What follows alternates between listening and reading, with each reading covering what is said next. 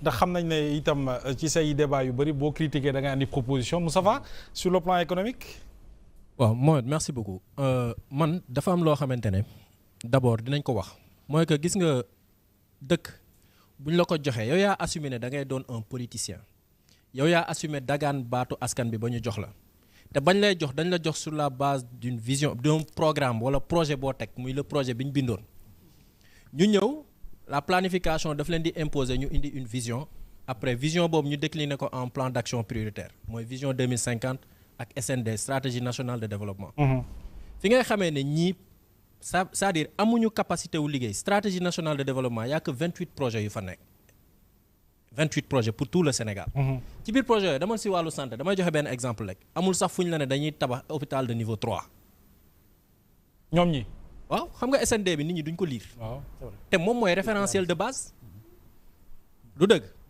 ñu ne SND bi ñoom li ko war a financer ñoom am nañu 11 000 milliards yoo xamante ne financement déjà acquis noonu la ñu ko bindee noir sur blanc. ne après dañuy am en PPP près de 4 000 milliards. du dëgg. léegi tey dem nañ xuloog partenaire au développement yépp mënuñoo amati lenn OCDE bee ci mujj du ma ci delluwaat je pense que ñëwoon nañ ci si benn débat.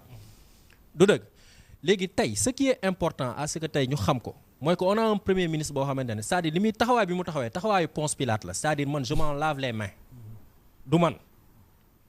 lan mooy suñu problème mooy problème mu dette cachée alors que tey dañu war a demaat ñu xool fi ma dul d'accord ak professeur agrégat macroéconomique yi dafa am lenn lu xew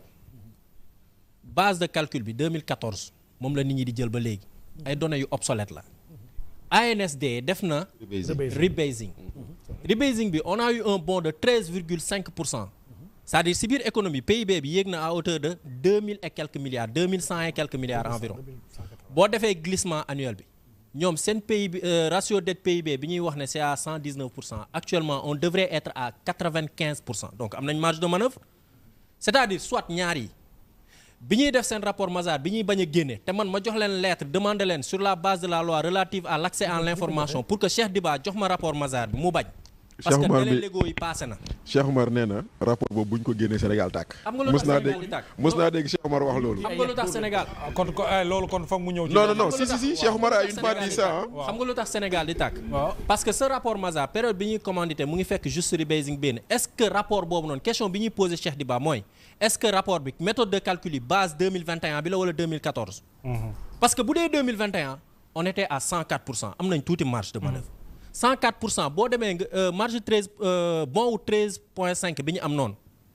boo ko calqué ak si seen loi de finances rectificative li ñu ne on a un PIB nominal de 21% on va se retrouver avec un PIB de 24%. nga diviser ko par dette bi on va se retrouver avec 95% nga mën a dem lever ji fonds fépp. donc man dama jàpp ne li ma bindoon démb xaw ma barki démb sama page Facebook c'est-à-dire l'ensemble des économistes du Sénégal ñii dañ ñu nelawal ci question boobu noonu. Cheikh Diba li mu war a njëkk a leeral mooy est-ce que rebasing bi ñoom prendre nañ ko en compte pour defaraat la situation macroéconomique du Sénégal. loolu moo dal Guinée ba nga xamante ne mu am benn bon suñu kanam. comment se fait-il que xam nga mu ngi koy wax sànq. c'est-à-dire taille économie bi dañ ko sous-estimer. oui parce que am na secteur informel mais lu mu tuuti ANSD dugal na wàllu anacarde bi dugal na wàllu orpaillage bi nga xamante ne tey jii yenn affaires yi daanuñu ko woon boole ci calcul et d'ailleurs SOMISEN bi Ngagne Demba Touré di wax ni yëpp fan la toll ak tey jii audit bi mu waroon def ci portefeuille minier wu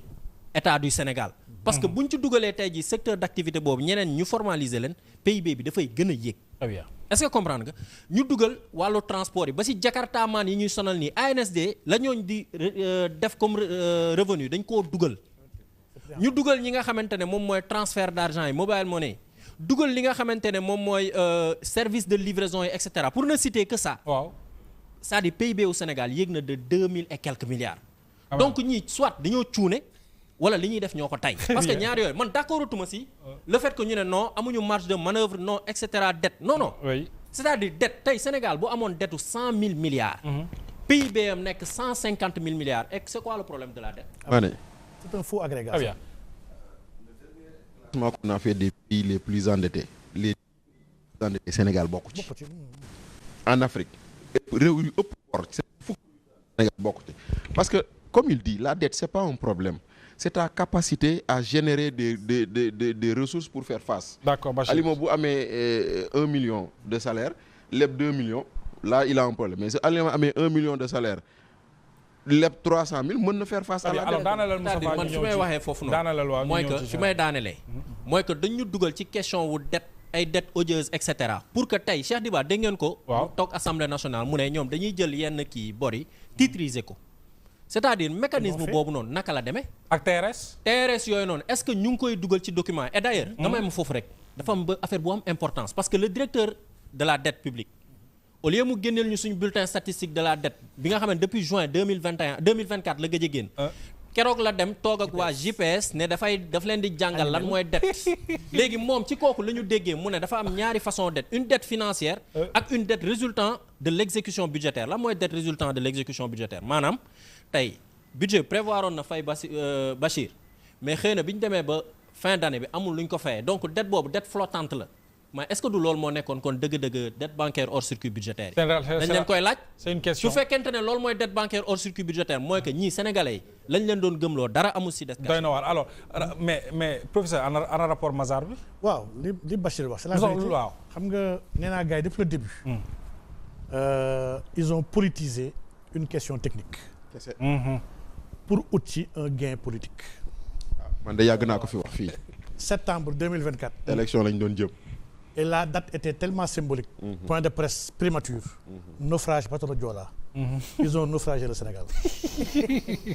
non lii c'est extraordinaire maanaam tout le débat sur la dette warul woon sax am li ñu waxoon ci jotaay boobu li premier ministre wax ak li gars yi wax après c'est totalement différent dafa jël kàddu ne dañoo am dette cachée maanaam gars yi dañoo leb sàcc xaalis bi ce qu'il a dit entendement boobu lañ ci amoon le mot dette cachée sax jotaay boobu il l'a pas prononcé il a fait comprendre que gars yi ñoo leb au nom du Sénégal jël xaalis bi lekk ko loolu laa njëkkoon génne c'est pas vrai mënu nekk les mécanismes Sénégal dëkk la tamit c'est sérieux maanaam il dit li koy régler ils ont fait commenter un rapport bi nga xam ne du seen coobare maanaam pour des souverainistes waaw FMI moo ko exigé waaw pour des souverainistes ce corps de contrôle bu ñuy wax cour des comptes qui est une cour habilitée et qui est remarquable def un travail am ay partenaires yoo xam ne doyloowuñu ko imposer la ba dama andi une tierce personne mu defaat liggéey bi nga dem plier wu à cela fay nga ak fayoo beneen débat la am nañu jàpp ne fayuñu am na ñoo xam ne ñoo jàpp ñoo fay mais ba nga ko defee pare jox ko aux partenaires mais le peuple sénégalais moo gën a yeey ci am information bi encore que yow da nga bëgg transparence nga dem voter une loi pour l'accès à l'information oui quand même régime bu def lii wane na bonne volonté ni bëgg na ñëpp am l'information la seule chose à faire c'était de publier le rapport Mazars mais rapport boobu bu ko gars yi publier Sénégal yi dañu xam ne li ñu waxoon yëpp c'est pas vrai di maanaam amu fi kenn ku leb xaalis jël ko lekk ko dóor si ko c'est pas vrai ce sont des di nga état dafa am ay état dafay am lu ne kët ne jonn xoolal ren gii rek dossier université ministre de l'éducation l'enseignement supérieur nee na bourse yi dafa jógee presque 80 milliards dem à 100 et quelques milliards 105 mais loolu lu ne kët ne jonn grève am problème am ci dëkk bi wala catastrophe naturelle am amul budget ñàkk budget président li ko soxal mooy ministre de l'économie utal ma xaalis oui ñu gérer da nga war a régler problème yi oui état noonu lay fonctionner absolument léegi bu ñu ko lebee def ko fi ñu ko war a def wala def ko ci ay entreprise mais sàcc ñu xaalis Sénégal waaye bu ñu ko